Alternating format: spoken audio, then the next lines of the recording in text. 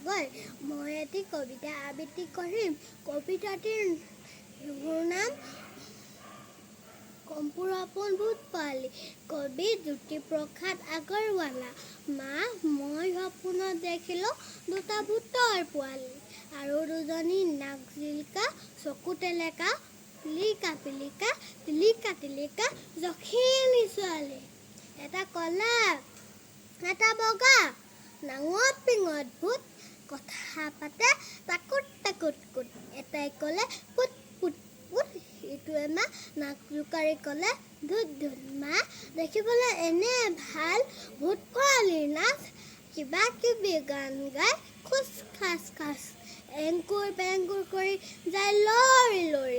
যখিনীহঁতক নচুৱাই চুলিত ধৰি ধৰি, যখিনীহঁতে নেপেলালে একেলগে ভৰি।